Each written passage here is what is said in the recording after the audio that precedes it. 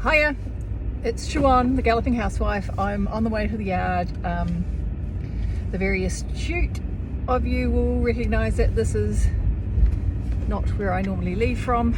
I have actually just dropped my youngest kid off at the rugby club. One of the things that you come to a new town, so my husband he's always looking for clubs and stuff. He's very social. If we're going to have the introvert and extrovert side of things, I am firmly on the introvert camp. I'm quite happy in my own company. I like hanging out with friends and going out and doing stuff with people, but then I need to prepare for that, and it tires me out, whereas my husband's the sort that gets energized by other people's company, so he's always looking for things to do. And he came down here to the local rugby club and pretty much turned up, and they said, "Oh, you're a Kiwi, right, you're in."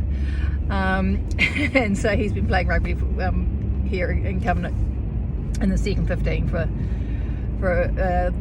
a while now, and my youngest child is very keen on photography and drones and that sort of thing, and so he is going into the rugby club and providing his services to video the games, and then uploads the footage for the coaches and the players to use, which is kind of cool. It gives them something to do, gets them out of the house and interacting with people, because he's the same way, Clive is the same way as me, but introverted. So that's where I am now, and so I dropped him off on the way, heading out to the yard, where I will probably just pat Mitch on the nose, make sure he's okay, and give him one lot of meds, and I am hopefully going to ride Percy, which is just amazing. Haven't sat on a horse for a while, so I did go out yesterday, and gave Percy a bath, which he was well in need of. If you've seen Percy, he's a little fluffy white Connemara, and he, after 10 days of being largely ignored, he was not white.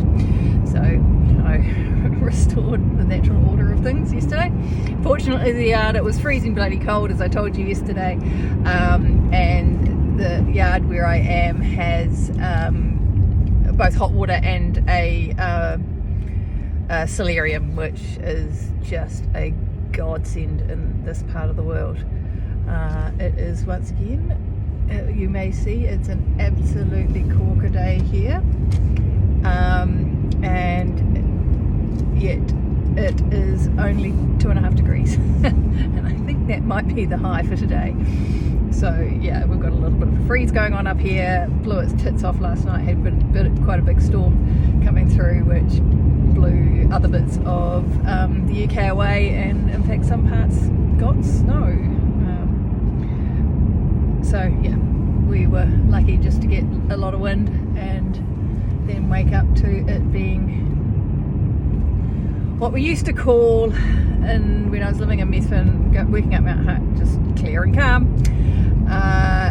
So anyway, that's that, and I was just going to have a wee chat about taking opportunities when you've got them. I have had a opportunity land in my lap, or be presented to me at least. It may or may not come off. It's in fact, it's probably well out there in the realm of possibilities, but it is an opportunity that I just wasn't on my radar at all.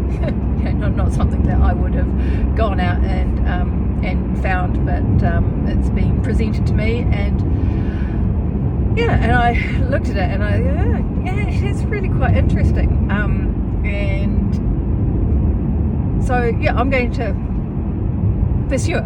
I'm going to sort of talk to the people around it and see whether it is something that I can do, would like to do, they would like me to do. But it's just one of those things, and it's not, like I said, it's not something that I would have ever had on my goal list. It's not something that I would ever have dreamed of wanting to do, and yet the timing is good, the opportunities that it provides for me and my personal growth are outstanding. Financially, it won't be, it's not it'll probably cost me, but yeah, there's a lot to like about this thing. So I thought, and I mean, and life's a bit like that. And I know, I've been over the last couple of weeks, I've been, as you know, putting my course out. I talked in there about opportunities. Well, no, I've talked previously actually about the opportunity with my my first Grand Prix horse, about going overseas, and the fact that I just went, I wasn't. If you're always waiting for good enough, if you're always waiting for perfect, it's never going to happen. And you have an opportunity, and sometimes you just have to fucking seize them. Sometimes you just have to go and grasp that opportunity. There's so many things that don't come up twice, that aren't that aren't presented to you. And it doesn't actually matter if things don't work out. You can always go back to where you were and what you were doing.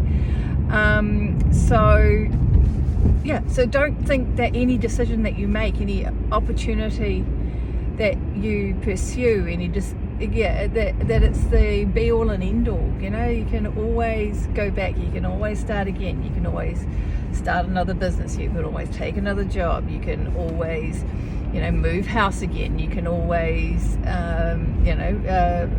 find another horse. It's